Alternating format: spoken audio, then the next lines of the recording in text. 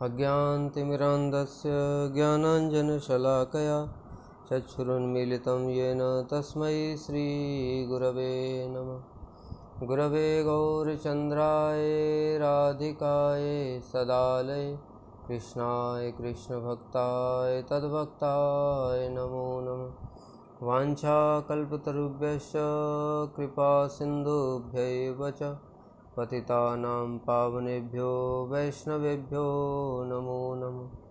नमो महावदान्याय कृष्णप्रेमप्रदायते कृष्णाय कृष्णचैतन्यनाम्ने गौरत्विषे नमः। हे कृष्ण करुणा सिंधो दीनबंधो जगत्पते गोपेश गोपिकाकांत राधाकांत नमस्तुते। तप्त कांचन गौरांगी राधे वृंदावनेश्वरी विश्वभानुसुते देवी प्रणमामि हरिप्रिये। वृंदायै तुलसीदेव्यै प्रियायै केशवस्य च कृष्णभक्तिप्रदे देवी सत्यवत्यै नमो नमः। श्रीकृष्ण चैतन्य प्रभु नित्यानंद श्री अद्वैत गदाधर शिवासादि गौरभक्तवृंद। हरे कृष्ण कृष्ण कृष्ण हरे हरे, हरे राम राम राम हरे हरे। श्री जैव धर्म 19वां अध्याय प्रमेय के अंतर्गत अविधेय विचार। अब तक हम लोगों ने श्रवण किया था कि किस प्रकार से श्री बाबा जी महाराज ने बताया कि जो भी भगवान के शरणागत हो जाते हैं उनके ऊपर किसी प्रकार का कोई भी ऋण नहीं रहता, उनको कर्म ज्ञान इत्यादि करने की अलग से आवश्यकता भी नहीं होती है।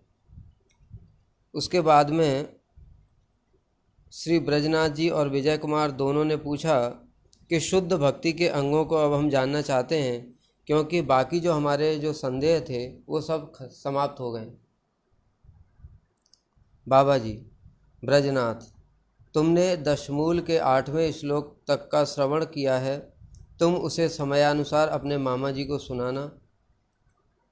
यहाँ पर ये बात क्यों बताई? क्योंकि उनके जो मामा जी हैं ब्रज कुमार, वो अभी पहली बार ही आए हैं और जो ब्रजनाथ जी हैं वो बहुत पहले से ही आ रहे हैं।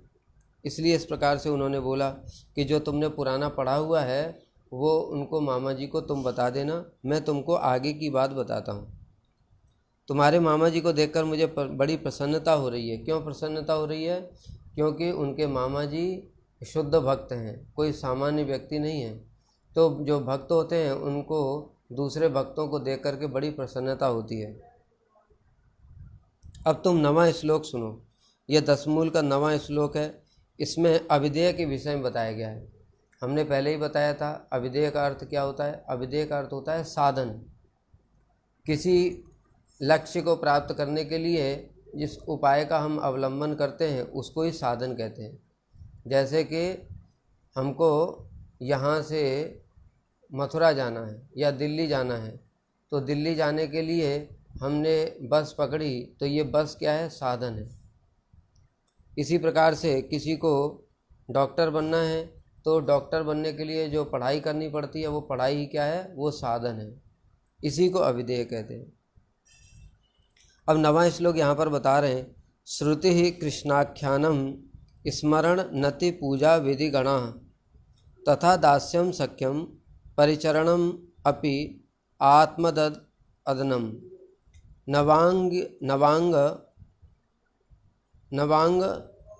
नवांगानि एतानि इह विदगत भक्तेरनुदिनं भजन श्रद्धायुक्तः सुविमल रति वै स लभते। क्या कह रहे हैं? श्रुति अर्थात श्रवण, कृष्ण आख्यानम अर्थात कीर्तनम, स्मरण, नति माने वंदन, पूजा विधि गणा अर्थात पाद सेवन और अर्चन, उसके बाद दास्यम, सख्यम, परिचरणम अपि आत्मदनम और परिचर्या, ये अर्चन हो गया। आत्मनिवेदनम, नवांगानी एतानी, इस प्रकार से नवदा, नवांग अर्थात 9 अंग हैं जिसके भक्ति के। विधिगत भक्तेर अनुदिनम, जो वैदिक भक्ति का जो लोग श्रद्धापूर्वक पालन करते हैं, इन 9 अंगों के द्वारा जो वैदिक भक्ति का पालन करते हैं, भजन श्रद्धा युक्ता सुविमल रति वही सलभते, उनको विमल कृष्ण रति प्राप्त हो जाती है। इस प्रकार से दशमूल का 9वां श्लोक बताया। और इसमें एक एक चीज़ बता रहे हैं। श्रवण किसे कहते हैं, इस कीर्तन किसे कहते हैं, स्मरण किसे कहते हैं। इस प्रकार से सबसे पहले श्रवण, कृष्ण के नाम रूप गुण और लीला संबंधी अप्राकृत वर्णन आदि का कर्णेंद्रिय से स्पर्श श्रवण कहलाता है। क्या बता रहे हैं, भगवान के नाम रूप गुण लीला इत्यादि का जो कोई व्यक्ति कीर्तन कर रहा है और हमारे कान में स्पर्श हुआ, अर्थात हमारे कानों ने उसको सुना, उसको कहते हैं श्रवण। यद्यपि ये श्रवण की सामान्य परिभाषा है। वास्तव में श्रवण क्या होता है, श्रवण होता है किसी विषय को कान से सुनना, पहला स्टेप है ये। दूसरे स्टेप में होता है कि सुन करके फिर उसको हृदय में धारण करना। फिर तीसरा स्टेप होता है धारण करके उसका आचरण करना। ये तीनों को मिलाकर ही श्रवण कहलाता है। यहाँ पर जो बताया गया श्रवण, वो सामान्य श्रवण की परिभाषा है। श्रवण की 2 अवस्थाएं होती हैं। श्रद्धा उत्पन्न होने के पहले साधुओं के निकट जो श्रवण, कृष्ण के गुणानुवाद का श्रवण किया जाता है, वह एक प्रकार का श्रवण है। क्या बता रहे हैं कि अभी श्रद्धा उत्पन्न नहीं हुई है भक्ति में, लेकिन उसके पहले ही जो साधु संग में जो कथा कीर्तन इत्यादि श्रवण करते हैं, वह एक प्रकार का श्रवण है। उस श्रवण का फल क्या होता है, उस श्रवण का फल होता है श्रद्धा उत्पन्न होती है। श्रद्धा उत्पन्न होने पर प्रगाढ़ उत्कंठा के साथ कृष्ण नाम आदि श्रवण करने की प्रवृत्ति होती है। इसको कहते हैं भक्ति उन्मुखी सुकृति। एक होती है भक्ति, एक होती है भक्ति उन्मुखी सुकृति। भक्ति के 64 अंगों का जाने या अनजाने में पालन करना, इसको कहते हैं भक्ति उन्मुखी सुकृति। गुरु पदाश्रय से पहले, जो गुरु पदाश्रय से पहले जो कुछ भी हम भक्ति के अंगों का पालन करते हैं, उसका फल होता है गुरु पदाश्रय, और उसको कहते हैं भक्ति उन्मुखी सुकृति। दूसरा होता है भक्ति। जब गुरु पदाश्रय हमने कर लिया, उसके बाद में वही भक्ति के 64 अंगों का जब हम पालन करते हैं, तो उसको कहते हैं साक्षात भक्ति। तो अभी यहाँ जो पहला श्रवण है, उसमें क्या बता रहे हैं, अभी श्रद्धा उत्पन्न नहीं हुई है, साधु संग में भगवान का नाम रूप गुण लीला श्रवण करता है, इससे उसकी भक्ति उन्मुखी सुकृति होगी। वो भक्ति उन्मुखी सुकृति होने के फलस्वरूप क्या होगा, उसका गुरु पदाश्रय होगा। तो ये जो पहला श्रवण है, इसका फल है भक्ति में श्रद्धा और गुरु पदाश्रय। द्वितीय श्रवण क्या होता है, अब उसने गुरु पदाश्रय कर लिया। गुरु पदाश्रय करने के पश्चात में अब साधु संग में जो श्रवण करता है, इसलिए बताया द्वितीय श्रवण जो शुद्ध भक्ति का ही अंग है। पहले वाले को शुद्ध भक्ति का अंग नहीं बताया, प्रथम श्रवण को। क्यों? क्योंकि अभी उसने गुरु पदाश्रय नहीं किया है, तो वो शुद्ध भक्ति नहीं है। अभी शुद्ध भक्ति कब होगी, जब वह गुरु पदाश्रय कर लेगा। उसके पूर्व जो कुछ भी वो कर रहा है, श्रवण कीर्तन इत्यादि, वो भक्ति उन्मुखी सुकृति है, अर्थात वो गुरु के पास तक पहुंचा देगी।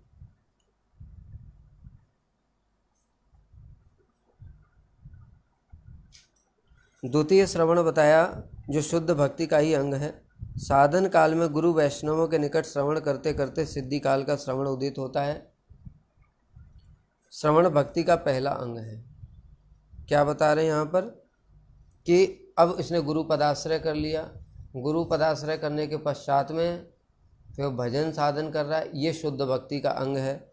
यह करते करते करते करते सिद्धि काल का श्रवण उदित होता है, अर्थात जब उसको स्वरूप की उपलब्धि हो जाती है।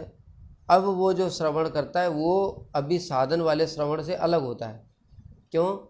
क्योंकि अब उसको अपने स्वरूप के अनुसार ही चीज़ें सुनाई देती हैं। अभी हम क्या कर रहे हैं, अभी हम शांत रस का भी श्रवण करते हैं, दास्य रस का भी श्रवण करते हैं, सख्य, वात्सल्य, मधुर, सभी रस की कथाएं श्रवण करते हैं, सभी रस के कीर्तन भी श्रवण करते हैं। किंतु जब स्वरूप की उपलब्धि हो जाएगी तो जो हमारा रस है जिस रस में हमारा स्वरूप है हम केवल मात्र उसी का ही श्रवण करेंगे, इसलिए वो विशेष श्रवण है। अभी हमारा क्या है? सामान्य श्रवण। श्रवण ही भक्ति का पहला अंग है। दूसरा है कीर्तन। भगवान नाम, रूप, गुण और लीला, इन सब का जीवा से स्पर्श कीर्तन कहलाता है। यहाँ पर कीर्तन का मतलब क्या है? कीर्तन का मतलब संकीर्तन ही समझना पड़ेगा, क्योंकि भक्ति में कभी भी अकेले कीर्तन की बात नहीं कही जाती। भक्ति में कीर्तन की बात करने का मतलब क्या है? संकीर्तन। संकीर्तन का मतलब क्या है? साधु संग में कीर्तन। वैसे संकीर्तन की परिभाषा क्या होती है? श्रील जीव गोस्वामी पाद जी ने बताया, संकीर्तन बहुबिर मिलित्वा तद गान सुख श्री कृष्ण गानम। अर्थात बहुत सारे लोग मिलकर के भगवत प्रीति के लिए, कृष्ण के संतुष्टि के लिए, कृष्ण के सुख के लिए उनके नाम, रूप, गुण, लीला आदि का उच्च स्वर से कीर्तन करते हैं, इसी को संकीर्तन कहते हैं। यहाँ पर विशेष बात क्या बताई? अब जो टीवी और पिक्चरों में जो बहुत सारे भजन कीर्तन आते हैं, इन सब को हम संकीर्तन नहीं कह सकते। यद्यपि वहाँ भी देखोगे तो एक सिंगर गा रहा है, उसके पीछे पीछे बहुत सारे लोग गा रहे हैं, फिर इसको संकीर्तन क्यों नहीं कह रहे? इसका कारण क्या बताया? मुख्य कारण क्या बताया इस परिभाषा के अनुसार? बहुबे मिलित्वा, संकीर्तन बहुबीर मिलित्वा तदगान सुख श्री कृष्ण गानम। उसमें कृष्ण का सुख विधान ही नहीं है। जब तक कृष्ण का प्रीति विधान नहीं होगा तब तक क्या होगा? तब तक उसको संकीर्तन नहीं कहेंगे। मुख्य बात यही है। जो पिक्चरों के लिए गाने लिखे जाते हैं, भजन, और भी जो चाहे वो टी सीरीज हो, चाहे वो और जो बहुत सारे ये भजन गायक होते हैं, ये सब कोई भी कृष्ण के सुख के लिए नहीं करते। ये सब अपने सुख के लिए, पैसा कमाने के लिए, मेरा नाम पॉपुलर हो जाए उसके लिए करते हैं। इसीलिए ये कुछ भी संकीर्तन नहीं है। संकीर्तन करना कोई सामान्य बात नहीं होती। यहाँ तक कि जो मठवासी साधु लोग हैं उनको भी इस भाव तक आने में बहुत समय लग जाता है कि हम कृष्ण के सुख के लिए गा रहे हैं। नहीं तो क्या होता है, जब भी हम कीर्तन करते हैं तो उसमें सुर ताल देखते हैं, ये सुर ताल बहुत अच्छा था, हमको बड़ा आनंद आया, यही कहते हैं आज कीर्तन में हमको बड़ा आनंद आया। जब तुमको आनंद आया तो फिर कृष्ण के तो बारे में सोचा ही नहीं। कीर्तन का उद्देश्य क्या होना चाहिए? इस कीर्तन के द्वारा कृष्ण संतुष्ट होंगे। अगर ये भाव नहीं है तो उसको संकीर्तन नहीं कहा गया, आभास कह सकते हैं, क्योंकि हमारा उद्देश्य तो वही है, लेकिन हमारा अभी उस प्रकार का भाव उदित नहीं हुआ है। इसीलिए कहते हैं कि उस प्रकार के वैष्णवों के अनुगत्य में कीर्तन करना चाहिए। लोगों को ये बात समझ में नहीं आती। लोगों को सुरताल इत्यादि तो चाहिए, लेकिन ये नहीं देखते कि वो सुरताल का कोई लाभ ही नहीं है अगर उस प्रकार का भाव उदित नहीं हुआ कि हम कृष्ण की प्रीति के लिए कर रहे हैं। इसलिए जो सीनियर वैष्णव लोग होते हैं या गुरु जी हैं, वो क्या है, उनका कृष्ण के साथ संबंध स्थापित हो गया है। अब जो कीर्तन करते हैं वो कृष्ण के संतुष्टि के लिए, कृष्ण के सुख के लिए करते हैं। अब जो कृष्ण के सुख के लिए वो कर रहे हैं और उनके अनुगत्य में फिर हम कर रहे हैं, तो जब हम उनके अनुगत्य में कर रहे हैं तो वो कृष्ण की संतुष्टि के लिए ऑटोमेटिक हो गया। इसीलिए तब हमको वो संकीर्तन का फल मिलता है, पारमार्थिक वास्तविक फल। नहीं तो गौड़ फल तो सदैव मिलेगा। वो तो टीवी पिक्चर वालों को भी गौड़ फल तो मिल जाएगा, क्योंकि भगवान का नाम तो कीर्तन कर रहे हैं। जब अजामिल को भी मिल जाता है तो अजामिल ने क्या किया? भगवान का नाम कीर्तन थोड़ी किया, उसने तो अपने पुत्र को बुलाया है। अजामिलो अपे अगाधाम किम पुनः म्रियमाणो हरे नाम गृणन पुत्रोपचारितम। मरने के समय अपने पुत्र का नाम पुकारा। अजामिलो अपे अगाधाम, जो अजामिल था महापापी, उसको भी भगवान का धाम प्राप्त हो गया। किम पुनः श्रद्धया गृणन, फिर जो श्रद्धापूर्वक लेगा भगवान का नाम उसकी क्या गति होगी? तो जो मुख्य फल मिलेगा वो तभी मिलेगा जब ये प्रकार का भाव होगा कि कृष्ण के सुख प्रीति विधान के लिए बहुत सारे भक्त लोग मिलकर के जब कीर्तन करते हैं उसको ही संकीर्तन कहते हैं। ये संकीर्तन की परिभाषा है। ये संकीर्तन मुख्य रूप से 3 प्रकार का होता है। एक नाम कीर्तन होता है, फिर लीला कीर्तन होता है और गुण कीर्तन होता है। नाम कीर्तन में जैसे बताया हरि हराय नमः, कृष्ण यादवाय नमः, यादवाय माधवाय केशवाय नमः, गोपाल गोविंद राम श्री मधुसूदन गिरिधारी गोपीनाथ मदन मोहन, ये सब में क्या है, नाम ही है। दूसरा लीला कीर्तन। लीला कीर्तन में क्या होता है, भगवान की कोई लीला है, जैसे मान लो रास लीला है, कालिया दमन लीला है, देखो कालिया के फन पर नाचत कन्हैया, ये क्या है, इसमें कालिया की ऊपर जो भगवान नाच रहे हैं उसका लीला का वर्णन किया गया, तो ये लीला कीर्तन हो गया। गुण कीर्तन। गुण कीर्तन क्या होता है, जिसमें भगवान के गुण को दिखाया गया है कि भगवान कितने भक्त वत्सल हैं, भगवान कितने दयालु हैं, इस प्रकार के भगवान के जो अनंत गुण हैं, भगवान कितने सुंदर हैं, भगवान की क्या माधुरी है, देखो रे निताई चांदेरा माधुरी, ये क्या है, उनका गुण दिखा रहा है। अक्रोध परमानंद नित्यानंद राय, अभिमान शून्य निताई नगरे बेड़ाए। अब इसमें क्या बताया, अक्रोध, उनको कभी क्रोध नहीं आता, ये क्या गुण है। परमानंद, सदैव परम आनंद में निमग्न रहते हैं, ये क्या गुण है। अभिमान शून्य, उनको कोई अभिमान नहीं है, स्वयं भगवान है, भगवान होने पर भी ये भी अभिमान नहीं कि मैं भगवान हूँ, और तो छोड़ो भक्त होने का भी उनको अभिमान नहीं। इस समय इस प्रकार से श्री नित्यानंद प्रभु परम आनंद में मग्न रहते हैं, तो ये क्या, ये गुण कीर्तन।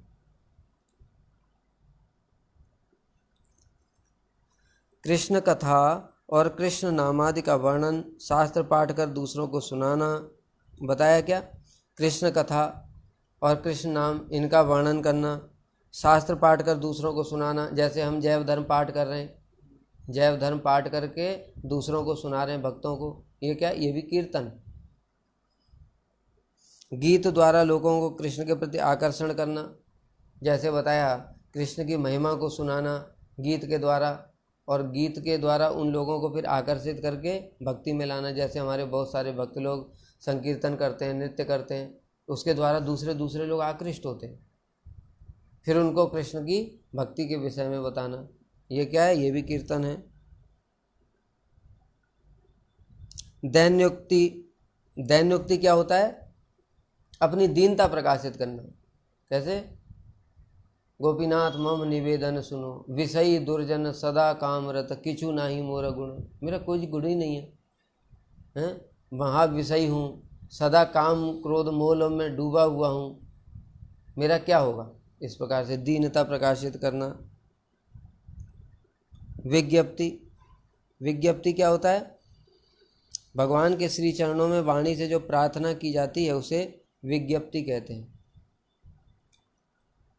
अपनी दुर्दशा, कुटिलता, संसार आसक्ति, असहायता आदि का वर्णन कर भगवान से अपना उद्धार करने के लिए तथा अपने चरणों की सेवा प्रदान करने के लिए कातर स्वर से प्रार्थना करने को विज्ञप्ति कहते हैं।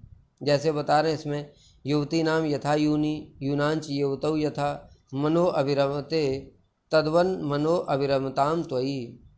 कह रहे हे प्रभु, जिस प्रकार के एक स्त्री की पुरुष में और पुरुष की स्त्री में जिस प्रकार से आसक्ति होती है, उसी प्रकार से मेरा मन भी आपके चरणों में आसक्त हो जाए। दैन्य दिखाना। दैन्य किसे कहते हैं, बता रहे हैं, जो भी बताया, मत तुल्यो नास्ति पापात्मा नापराधी च कश्चन परिहारे अपि लज्जा में किम ब्रुवे पुरुषोत्तम। हे प्रभु, मेरे समान कोई पापी नहीं है, कोई अपराधी भी नहीं है, मैं तो और क्या बोलूं, मैं आपके सामने जो प्रार्थना कर रहा हूँ ना, उसमें भी मुझे लज्जा आती है। क्यों, इतना पाप और इतना अपराध मैंने कर रखा है कि उसका जो प्रार्थना करने में भी मुझे लज्जा आ रही। किम ब्रुवे पुरुषोत्तम, प्रभु मैं आपसे क्या बोलूँ, आप तो सब जानते हैं मेरी स्थिति कैसी है, इसीलिए आप स्वतः ही अपने जो गुण हैं, कौन से, आप दीन वत्सल हैं और मैं बड़ा ही दीन हूँ, इसीलिए आप मेरे ऊपर कृपा कर दीजिए। इस प्रकार की दैन्य बोध। लालसामयी। लालसा क्या कहते हैं, जैसे श्री नरोत्तम दास ठाकुर क्या कह रहे हैं, गांथिया मालतीर माला दीवो दोहार गले अधरे तुलिया दीवो कर्पूर तांबूले। कि कब वो दिन आएगा कि जो मैं ललिता सखी के आदेश से क्या करूँगा, दोनों के लिए, राधा कृष्ण के लिए गांथिया मालतीर माला, मालती के फूलों की माला बनाऊंगा और दोनों के गले में पहनाऊंगा, हैं, अधरे तुलिया दीपो, अधर उनके पान इत्यादि प्रदान करूंगा, कर्पूर तांबुले, बंद करो, ठीक है। तो इस प्रकार से जो लालसामयी प्रार्थना हो गई, जो लालसा की जाती है। कदा हम यमुना तीरे नामानि तव कीर्तयन उद्वास पुंडरी काच रचयिष्यामि तांडवम। हे प्रभु, कब मैं यमुना के किनारे भरे हुए गले से तुम्हारे नामों का कीर्तन करूंगा। ये लालसा है, इसमें साधक का भाव उत्पन्न हो चुका है, यह जात रति भक्त है। इस प्रकार से कीर्तन हो गया। स्तव पाठ, स्तव स्तुति जैसे कहते हैं हम लोग, अष्टक इत्यादि पाठ करते, स्तव स्तुतियाँ हैं, उनको पाठ करना, प्रार्थना, ये सब कीर्तन के भेद हैं। ये नवदा भक्ति में कीर्तन को सर्वश्रेष्ठ अंग बताया गया है। विशेषतः कलयुग में कीर्तन ही सबका कल्याण करने में समर्थ है, ऐसा समस्त शास्त्रों में कहा गया है। क्या बताया?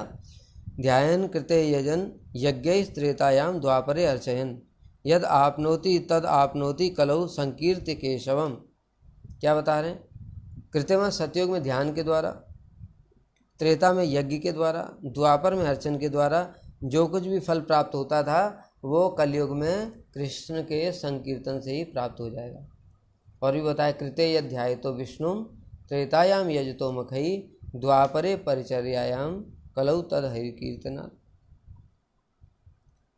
ये क्या है? कृते माने सतयुग में विष्णु के ध्यान के द्वारा, कृते विष्णु, त्रेतायाम यजतो मखई, त्रेता में यज्ञ के द्वारा, द्वापर में अर्चन के द्वारा, और कलयुग में कलौ तद हरि कीर्तनात्, केवल मात्र हरि के कीर्तन के द्वारा ही सिद्धि प्राप्त हो जाती है। हरि कीर्तन से चित्त जितना निर्मल होता है उतना और किसी से उपाय से नहीं होता। जब बहुत से भक्त मिलकर एक साथ कीर्तन करते हैं उसे संकीर्तन कहते हैं। ये हमने बताई दिया। संकीर्तन की परिभाषा क्या बताई थी? संकीर्तनम बहुबिर मिलित्वा तदगानम सुखम श्री कृष्ण गानम। कृष्ण के प्रीति के उद्देश्य से जो बहुत सारे लोग मिल करके एक साथ कीर्तन करते हैं उसी को संकीर्तन कहते हैं। फिर तीसरा स्मरण बताया। अब स्मरण में क्या बताया? स्मरण में बताया कृष्ण के नाम रूप गुण और लीला के स्मरण, इनका नाम ही स्मरण है। यह स्मरण 5 प्रकार का होता है। अब स्मरण के 5 प्रकार के भेद बता रहे हैं।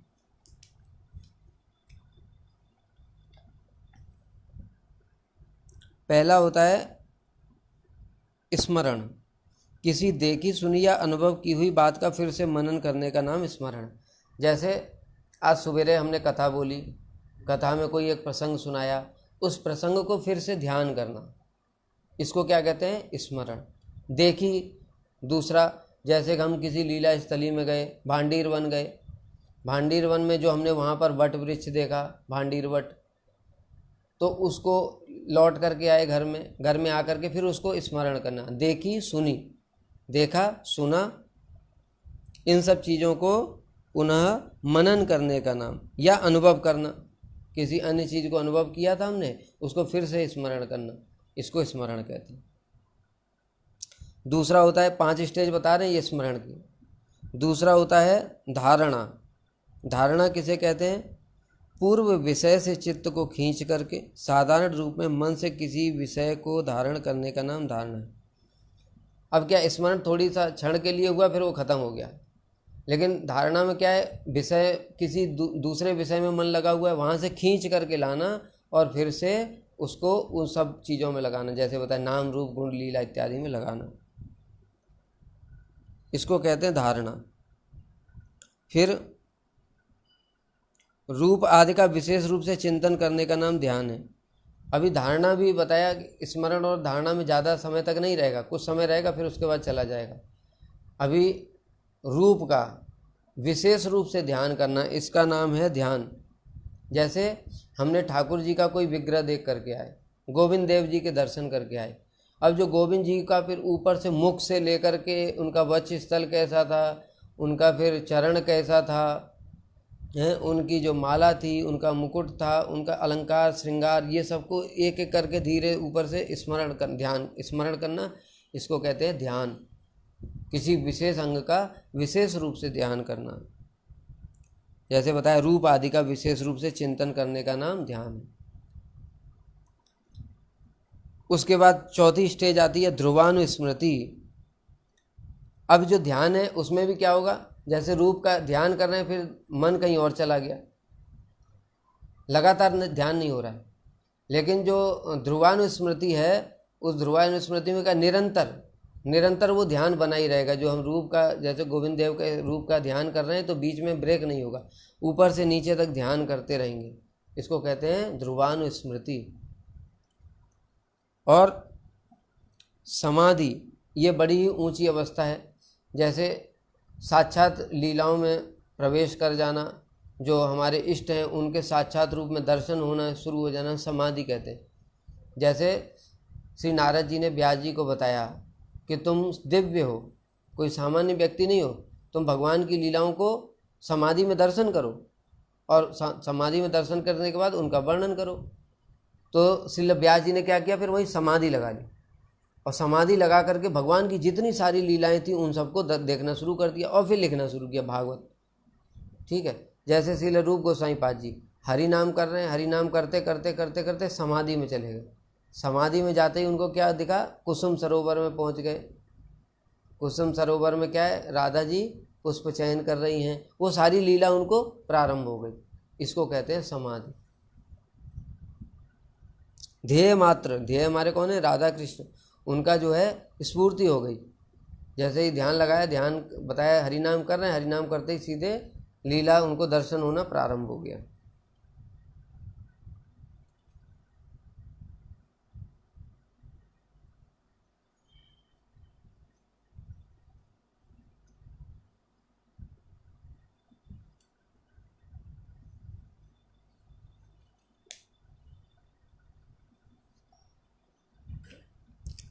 श्रवण कीर्तन और स्मरण भक्ति के ये 3 प्रधान अंग हैं। 64 भक्ति के अंगों में नवदा भक्ति प्रधान बताया। श्रवणम कीर्तनम विष्णु स्मरणम पाद सेवनम अर्चनम वंदनम दास्यम सख्यम आत्मनिवेदनम। श्रवण कीर्तन स्मरण वंदन पाद सेवन अर्चन दास्य सख्य और आत्मनिवेदन, ये नवदा भक्ति। उसमें फिर से पांच जो भक्ति के अंग हैं उनको प्रधान बताया। कौन से, साधु संग, मथुरावास, नाम संकीर्तन, भागवत श्रवण और श्री विग्रह सेवा। इसमें ये जो 5 भक्ति के अंग हैं, इन सबको जो बाकी 4 है वो साधु संग में करने। साधु संग में नाम संकीर्तन, साधु संग में मथुरावास, साधु संग में भागवत श्रवण और साधु संग में श्री विग्रह सेवा, ये 5 प्रधान अंग हैं। उसके बाद 3 प्रधान अंग बताए। 3 प्रधान अंग कौन से बताए, श्रवण कीर्तन और स्मरण।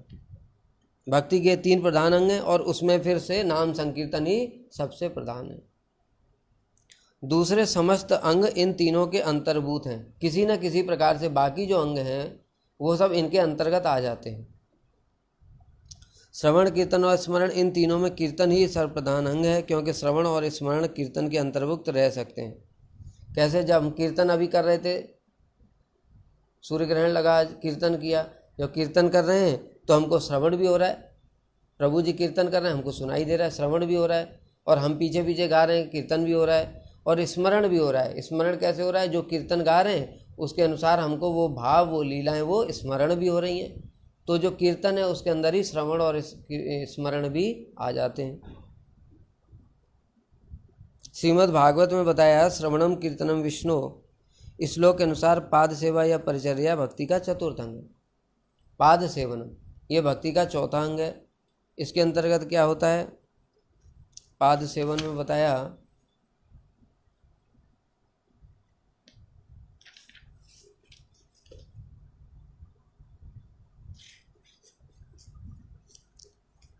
पाद सेवा या परिचर्या भक्ति का चतुर्थ अंग है। पाद सेवन कार्य में अपना अकिंचनत्व, अकिंचन माने किसको कहते हैं, अकिंचन, अकिंचन मतलब मेरे पास कुछ भी नहीं है, जो कुछ भी है मेरे पास में वो सब कुछ किसने दिया है, भगवान का दिया हुआ है, इसी को कहते हैं अकिंचन। सेवा में अपनी अयोग्यता बुद्धि, सेवा करते हुए वो क्या बोल रहा है, जैसे अभी बताया, मत समो नास्ते पापात्मा ना अपराधी च कश्चन परिहारे अपि लज्जा में किम ब्रुवे पुरुषोत्तम, कि मेरे समान तो कोई पापी नहीं है, मेरे समान कोई अपराधी नहीं है, मैं आपकी क्या सेवा करूंगा। प्रभु आपने तो कृपा करके मुझको अपनी सेवा प्रदान कर दी है, मेरी कोई योग्यता नहीं है, योग्यता बिचारे किचु नहीं पाई तुम्हार करुणा सार, कि अगर मैं योग्यता का विचार करूं तो मेरा कोई योग्यता ही नहीं है, केवल मात्र आपने करुणा करके मुझे सेवा में रख लिया है, नियुक्त कर लिया, इस प्रकार का भाव होना चाहिए। और सेव्य में सच्चिदानंदत्व बुद्धि का होना नितांत। सेव्य अर्थात श्री विग्रह, ठाकुर जी कोई पत्थर की मूर्ति नहीं है, ठाकुर जी क्या है, साक्षात सच्चिदानंद विग्रह है, इस प्रकार का भाव। पाद सेवा कार्य में श्रीमुख दर्शन, स्पर्श, परिक्रमा, अनुब्रजन। अनुब्रज क्या होता है, अनुब्रज में पीछे पीछे चलना, पीछे पीछे चलना, इसको कहते हैं अनुब्रजाम हिन नित्यम। जैसे भक्त लोग परिक्रमा कर रहे हैं, उनके पीछे पीछे कीर्तन करते हुए चलना, इसको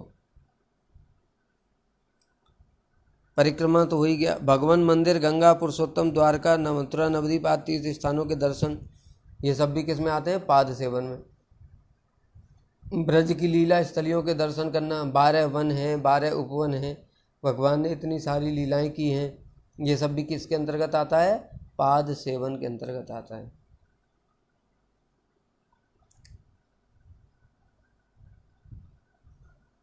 श्री रूप गोस्वामी ने भक्ति की 64 अंगों का वर्णन करते समय इनका बड़ा स्पष्ट और मार्मिक विवेचन प्रस्तुत किया है। श्री तुलसी सेवा और साधु सेवा, ये दोनों भी पाद सेवन के अंतर्गत आते हैं। पंचम अंग है अर्चन। अर्चन में बताया हो गया,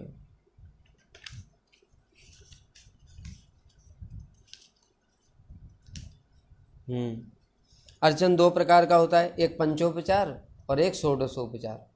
पंचोपचार अर्चन क्या होता है, गंध, पुष्प, धूप, दीप और नैवेद्य, यह पंचोपचार है। 5 प्रकार के द्वारा भगवान की सेवा की जाती। गंध अर्थात अगरबत्ती इत्यादि, धूप बत्ती, पुष्प, धूप, दीप और नैवेद्य अर्थात मिठाई इत्यादि, फल इत्यादि। षोडशोपचार 16 प्रकार के द्वारा ठाकुर जी का अर्चन किया जाता है। उसमें आसन सबसे पहले, स्वागत, आचमन, पाद्य, अर्घ्य, मधुपर्क, पुनः आचमन, स्नान, वसन, आभरण, गंध, पुष्प, दीप, धूप, नैवेद्य और चंदन, ये 16 प्रकार हैं। इस 16 प्रकार के द्वारा जो अर्चन किया जाता है उसको कहते हैं षोडशोपचार। तो पंचोपचार और षोडशोपचार। घर में जो गृहस्थ भक्त लोग होते हैं उनके लिए षोडशोपचार तो मुश्किल ही है, इसलिए पंचोपचार ही ठीक है। अर्चन मार्ग में अधिकार और प्रक्रिया संबंधी अनेक विचार हैं। श्रवण, कीर्तन और स्मरण में नियुक्त होने पर भी यदि अर्चन मार्ग में श्रद्धा हो तो गुरुदेव से मंत्र दीक्षा लेकर अर्चन करना चाहिए। क्या बता रहे हैं कि यद्यपि श्रवण, कीर्तन, स्मरण ये प्रधान अंग हैं, लेकिन किसी किसी का अर्चन में बड़ी रुचि होती है, पूर्व संस्कार के अनुसार हो, या कहते हैं ठाकुर जी के अर्चन में हमको बड़ा आनंद आता है, ठाकुर जी की साक्षात सेवा करनी है, तो फिर उसका अर्चन में है तो अगर उसको फिर क्या करना पड़ेगा, दीक्षा लेकर के फिर उसको अर्चन प्रारंभ करना पड़ेगा। अब पूछ रहे हैं नाम और मंत्र में क्या भेद है, ये बहुत ही इम्पोर्टेंट क्वेश्चन है। देखो, श्री भगवान नाम ही मंत्र के प्राण हैं। नाम में नमः आदि शब्दों को लगाकर भगवान से कोई एक संबंध स्थापन कर ऋषियों ने नाम से किसी विशेष प्रकार की शक्ति का उद्घाटन किया है। नाम ही निरपेक्ष तत्व हैं, तथापि देहादिक माइक उपाधियों के कारण जीव जड़ विषयों में फंस गया है। अब उसके चित्त को विषयों से हटाने के लिए मर्यादा मार्ग में अर्चन की विधियों का निरूपण हुआ है। विषयी लोगों के लिए दीक्षा ग्रहण करना नितांत आवश्यक है। कृष्ण मंत्र में सिद्ध, साध्य, सुसिद्ध, अरि विचार की आवश्यकता नहीं होती। देखो क्या बता रहे हैं, नाम और मंत्र में क्या भेद है, ये प्रश्न है। मूल में नाम ही है। जैसे कोई भी हम मंत्र देखते हैं, ओम नमो भगवते वासुदेवाय या ओम नारायणाय नमः, सिंपल सा मंत्र है, ओम नारायणाय नमः या ओम विष्णवे नमः। अब इसमें ओम नारायणाय नमः, इसमें नारायण अगर हटा दो तो क्या बचा, ओम नमः। इससे तो कुछ अर्थ ही नहीं निकलता, ओम नमः कोई अर्थ निकला नहीं। तो मूल में क्या होता है, नाम ही होता है। नाम को पूर्व में क्या लगा देते हैं, बीज। ओम एम क्लीम इत्यादि इनको कहते हैं बीज, और अंत में लगा देते हैं समर्पण, नमः स्वाहा, मतलब मैं आपको समर्पित करता हूँ। इनको मिला करके बीच में नाम रहता है, पहले बीज लगा दिया और अंत में समर्पण, इसको मिला करके मंत्र बनता है। तो नाम से मंत्र बनने की आवश्यकता क्यों हुई, ये प्रश्न उठता है। नाम में ही तो सब शक्ति है। नाम नाम कारी बहुधा निज सर्व शक्ति तत्रार्पिता नियमित स्मरणेन काल। नाम की इतनी शक्ति है कि उसमें न तो देश का काल है, न पात्र का काल है, न देश घड़ी काल पात्र कोई विचार नहीं है। शक्ति उतनी है, कितनी, जितनी भगवान में शक्ति है उतनी नाम में शक्ति है। तो फिर नाम से मंत्र बनाने की जरूरत ही क्यों पड़ी? जरूरत इसलिए पड़ी क्योंकि जो बद्ध जीव होते हैं उनकी नाम में श्रद्धा नहीं होती। कैसे? अजामिल का नामाभास से ही उद्धार हो गया। अब ये बात बद्ध जीव को डाइजेस्ट नहीं होती, उसको स्वीकार नहीं कर पाता है। वो सोचता है ये सब बातें अतिशयोक्ति हैं, अर्थात बढ़ा चढ़ा करके शास्त्र में बताई हैं जीवों के श्रद्धा पैदा करने के लिए, इस प्रकार का भाव रहता है।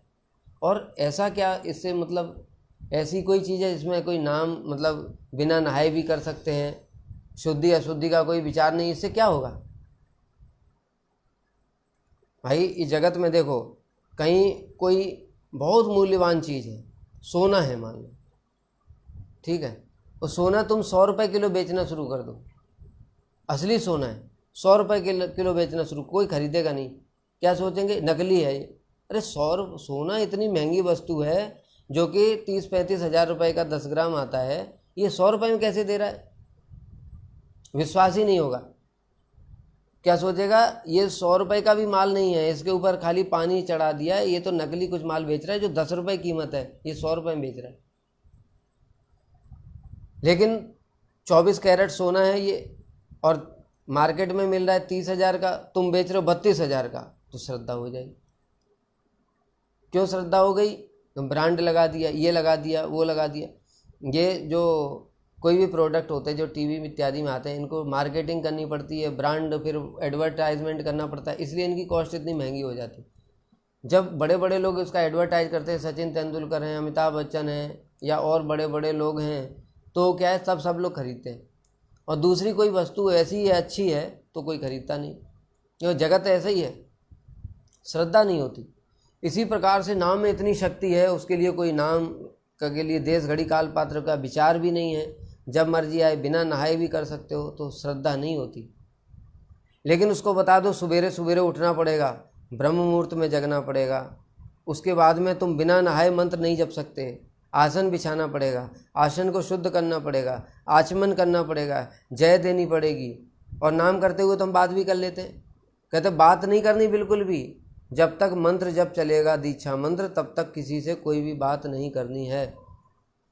अब ये जो विधियां बताते हैं तब लगता है कि हाँ इनमें जरूर शक्ति होगी, इसलिए क्या करता है, मंत्र जपने के समय में हम किसी से बातचीत नहीं करते, जबकि जो नाम है वो उससे वही तो मंत्र बना है, नाम ही मंत्र बना है। पता है, ओम नारायणाय नमः, नाम तो नारायण है, नारायण से ही मंत्र बना है, लेकिन नारायण में विश्वास नहीं है, लेकिन ओम नारायणाय नमः में विश्वास है। फिर हम किसी से बातचीत नहीं करेंगे, नियम पालन करेंगे। तो इस प्रकार से बद्ध जीवों की दुर्दशा के कारण ही नाम से ऋषियों ने मंत्र बनाए। इसलिए मंत्र का कुछ कार्य नहीं होता, मंत्र का कार्य बस इतना संसार मोचन। संसार मोचन मतलब भाव अवस्था तक मंत्र का कार्य, उसके बाद मंत्र का कोई कार्य नहीं होता है। भावावस्था के बाद मंत्र जप की कोई आवश्यकता नहीं होती, उसके बाद केवल हरि नाम ही जपता है। कृष्ण नाम से ही प्रेम प्राप्त होता है, मंत्र प्रेम प्रदान नहीं कर सकता, क्यों? मंत्र में विधि है ना, ओम नमः ये सब है, तो वो वैदिक भक्ति के अंतर्गत। कृष्ण मंत्र जप सदा एई मंत्र सार, कृष्ण मंत्र हईते हवे संसार मोचन। बताया क्या? संसार मोचन करता ही, अर्थात भाव अवस्था तक हमको पहुंचा देते। भाव अवस्था में संसार मोचन हो जाता है, कृष्ण के साथ संबंध ज्ञान हो जाता है। कृष्ण नाम हईते पावे कृष्णेर चरण, नाम बिना कली काले नहीं आ धर्म, सर्व मंत्र सार नाम यही शास्त्र मर्म। इसमें बता रहे हैं कि जितने भी मंत्र हैं उन सबका मंत्र का सार क्या है? कृष्ण नाम, वही सबका सार है। देखो इसमें इसलिए बता रहे हैं, नाम निरपेक्ष तत्व हैं, किंतु देहादि मायिक उपाधियों के कारण जीव जड़ विषयों में फंस गया है। अब उसके चित्त को विषयों से हटाने के लिए मंत्र बनाया गया है। तो फिर यहाँ प्रश्न उठता है, क्या नाम वो काम नहीं कर सकते? नाम भी कर सकते हैं, लेकिन बताया नाम इस कर सकते हैं, लेकिन नाम में श्रद्धा नहीं है ना। मुश्किल तो ये है। कोई भी चीज़ देखो बहुत ज़्यादा उसमें मेहनत करनी पड़े, बहुत ज़्यादा पैसा लगाना पड़े। मान लो मैं फ्री में बच्चों को पढ़ाता हूँ, मैं बहुत अच्छा टीचर हूँ, लेकिन बच्चों को फ्री में पढ़ाता हूँ, मेरे पास कोई नहीं आएगा। बड़े बड़े घर के लोग कहाँ जाएंगे? जहाँ पर 1,000 रुपया 2,000 रुपया फीस है, टीचर 2,000 रुपया लेता है फीस, और जो फ्री में पढ़ा रहा है वो सोचेगा कि ऐसे ही है, जो इसको कुछ नहीं आता इसलिए तो फ्री में पढ़ा रहा है। तो इसी कारण से नाम में श्रद्धा ही नहीं है। तो नाम सब कुछ कर सकते हैं, नाम से संसार मोचन हो सकता है, नाम से जो कृष्ण प्रेम प्रदान कर सकते हैं, उससे क्या नहीं हो सकता, लेकिन श्रद्धा नहीं है। तो श्रद्धा ऐसी चीज़, उसमें श्रद्धा उत्पन्न कराने के लिए मंत्र बना दिया कि विधि हो गई। अब विधियों का पालन करते रहो तुम, उसमें श्रद्धा रहेगी। श्रद्धा होते होते संसार मोचन हो जाएगा। संसार मोचन हो जाएगा, अब उसको समझ में आ जाएगा, अरे ये मंत्र तो ये नाम ही तो है, अपने आप ही समझ में आ जाएगा। उसके बाद वो मंत्र अपने आप ही नहीं जपेगा, उसके बाद समझ जाएगा कृष्णाम ही तो सब कुछ है, फिर वो नाम ही करेगा। इसका मतलब ये नहीं कल से मंत्र जपना खत्म कर दो। जो श्रद्धा वाली बात है बुद्धि से नहीं है, वो स्वाभाविक जब वो होगा अनुभूति तब वो होगा। अभी तुमने अगर ऐसे मैंने बोलने से अगर मंत्र जपना छोड़ दिया तो कुछ भी नहीं होगा, ना तो नाम का फल मिलेगा ना मंत्र का फल मिलेगा। विषयी लोगों के लिए दीक्षा ग्रहण करना, अब दीक्षा ग्रहण करते हैं, दीक्षा में नाम ये मंत्र प्रदान किया जाता है। मगर मंत्र जपते हैं, मंत्र के प्रति बड़ी श्रद्धा होती है। गुरु जी ने मंत्र दिया है, किसी को बोलना नहीं है, कान में दिया है। हरि नाम तो सभी सुनते हैं, उच्च स्वर से जप रहे हैं, लेकिन मंत्र चुपचाप मन में, किसी को बताना नहीं है, किसी को सुनाई नहीं देना चाहिए, होठ भी नहीं हिलना चाहिए। इसमें बहुत शक्ति है, ऐसा विचार होता है उसका। और विशेष बात क्या है कि मंत्र तो और भी हैं, लेकिन जो कृष्ण मंत्र होते हैं उसमें सिद्ध साध्य सुसिद्ध अरि इन विचारों की आवश्यकता नहीं होती। ये क्या है? ये हरिभक्ति विलास में दिया है। ये 4 प्रकार के दोष होते हैं जो इसमें बता रहे हैं। गुरुदेव शिष्य को दीक्षा देने के समय सिद्ध साध्य सुसिद्ध और अरि इन 4 दोषों का शोधन करने के पश्चात दीक्षा देंगे। जो व्यक्ति होता है बद्ध जीव, उसमें ये 4 प्रकार के दोष हैं। उन 4 दोषों को पहले शुद्ध करेंगे गुरु, उसके बाद में वो मंत्र प्रदान करेंगे। चारों दोषों और उनके शोधन के संबंध में हरिभक्ति विलास में वर्णन किया गया है।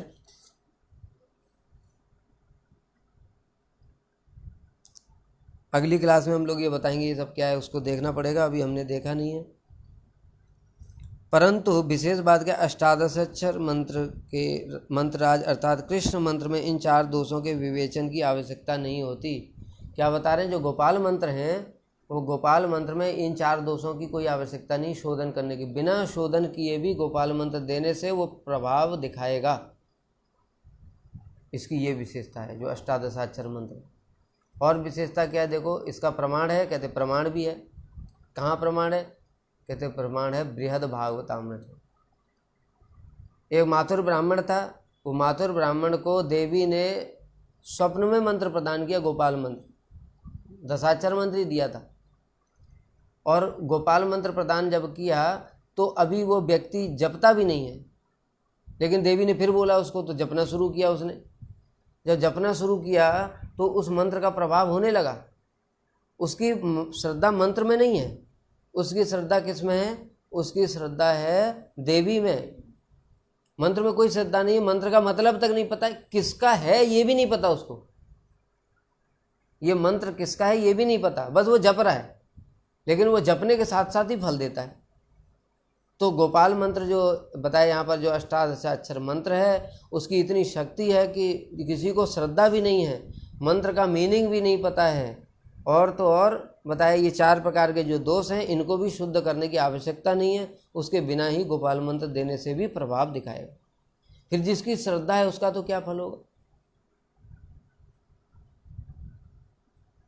क्या बता रहे हैं शास्त्र में, सम्मोहन तंत्र में महादेव जी कह रहे हैं, अष्टादशाक्षर मंत्रम अधिकृत्य श्री शिवेन उक्तम न चात्र शात्रवा दोषा वर्णस्वाद विचारणा।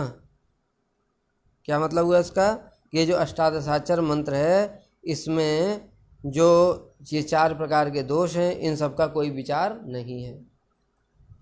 बृहद गौतमीय तंत्र में भी देखा जाता है, सिद्ध साध्य सुसिद्धारी रूपा नात्र विचारणा सर्वेशम सिद्ध मंत्राणाम यतो ब्रह्माक्षरो मनु। ये जो गोपाल मंत्र है इसका प्रत्येक अक्षर ही अक्षर ब्रह्म है, कोई ऐसे का खा गागा ये अक्षर नहीं, सब अक्षर ब्रह्म है, अक्षर ब्रह्म पूर्ण होता है, इसलिए इसमें ये 4 प्रकार के दोष की संभावना नहीं है। संसार में जितने प्रकार के मंत्र हैं उनमें कृष्ण मंत्र सबसे अधिक शक्तिशाली है। क्या बता रहे हैं यहाँ पर, संसार में बहुत सारे जितने भी मंत्र हैं और भी अन्य अन्य देवी देवताओं के भी हैं मंत्र, उन सबसे अधिक क्या है, कृष्ण मंत्र ही सबसे अधिक प्रभावशाली है। इसके द्वारा सब कुछ हो सकता है, इसके द्वारा भूत भगा सकते हैं, इसके द्वारा सिद्धियां प्राप्त कर सकते हैं। अरे सिंपल सी बात है, जिसके द्वारा कृष्ण को वशीभूत कर सकते हैं उसके बाद में और क्या बचा, कृष्ण से बढ़कर भी कुछ है क्या। तो जो मंत्र स्वयं कृष्ण को ही वशीभूत कर लेता है उसके लिए और क्या बचा, इसलिए इस मंत्र का इतना प्रभाव है। श्री गुरुदेव जिज्ञासु को अर्चन की शिक्षा देते हैं। अर्चन क्यों बताया, अर्चन के लिए मंत्र दीक्षा मंत्र जरूरी है, बिना दीक्षा मंत्र के फिर अर्चन नहीं होगा। संक्षेप में यही ज्ञानव्य है कि कृष्ण जन्म, कार्तिक व्रत, एकादशी व्रत, माघ स्नान आदि अर्चन मार्ग के अंतर्गत हैं। ये सब भी क्या है, अर्चन मार्ग के अंतर्गत ही हैं ये सब बातें जो बताई। अर्चन के विषय में यह जान लेना आवश्यक है, कृष्ण के साथ कृष्ण भक्तों का भी अर्चन होना नितांत आवश्यक है। इसमें विशेष बात क्या है कि खाली तुम कृष्ण का अर्चन करोगे तो तुमको सिद्धि मिलेगी नहीं। क्या बताया, सिद्धिर भवति वानेति संशयो अच्युत सेविनाम निसंशयस्तु तद्भक्त परिचर्यारत आत्मना। कृष्ण की केवल सेवा करने से सिद्धि मिल भी सकती है, नहीं भी मिल सकती है, लेकिन जो कृष्ण भक्तों की सेवा करेगा उसको निश्चित रूप से सिद्धि प्राप्त होगी ही होगी। इसलिए अर्चन मार्ग में जो ठाकुर जी का अर्चन है उसके पहले गुरु जी का अर्चन किया जाता है। इसलिए यहाँ पर बताया कि कृष्ण भक्तों का अर्चन होना नितांत आवश्यक है। यहाँ तक ये भी बताया गया है कि गुरु जी की जो पादुकाएं हैं उनका भी अर्चन किया जाता है।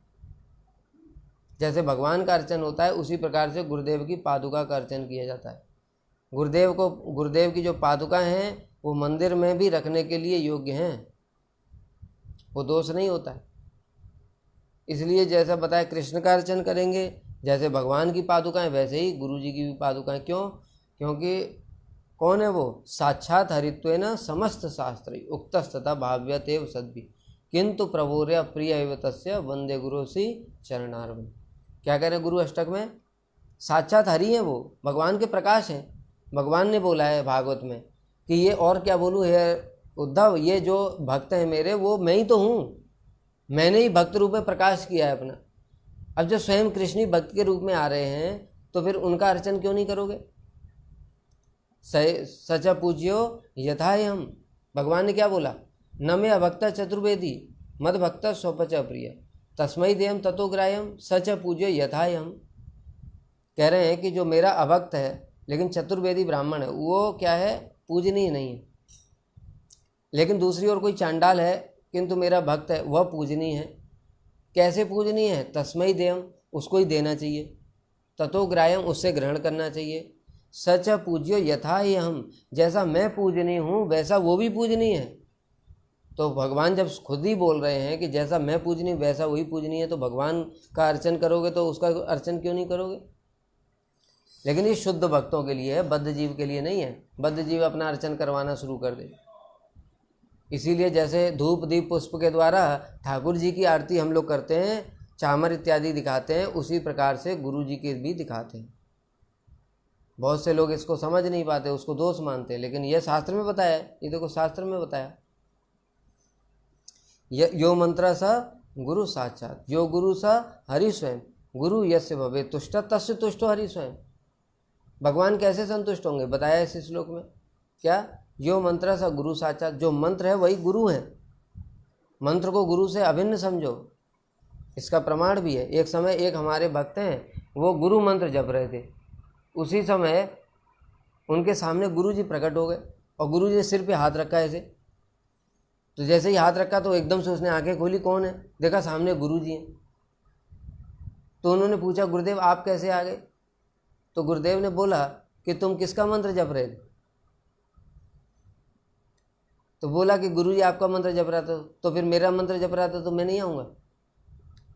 तो कहने का तात्पर्य क्या है? जैसे कृष्ण का मंत्र जपने से कृष्ण आ जाते हैं, ऐसे गुरु जी का मंत्र जपने से गुरु जी आ जाते हैं। गुरु जी कोई बद्ध जीव नहीं है, वो अंतर्यामी है, बताया कृष्ण के प्रकाश है। तो इसलिए बताया यो मंत्र सा गुरु साक्षात, यो गुरु सा हरि स्वयं, और जो गुरु है वो स्वयं हरि के प्रकाश है।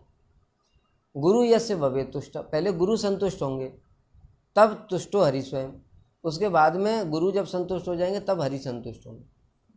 इसलिए यहाँ पर ये विशेष बात बताई कि जैसे भगवान का अर्चन होता है वैसे ही भक्तों का भी अर्चन करना चाहिए, किंतु शुद्ध भक्तों का, जो भगवान के नित्य परिकर पास। अब जो और भक्ति के जो कुछ अंग बचे हैं वो फिर हम लोग अगली क्लास में श्रवण करेंगे। वाञ्छाकल्पतरुभ्यश्च कृपा सिन्धुभ्येव च पतितानां पावनेभ्यो वैष्णवेभ्यो नमो नमः।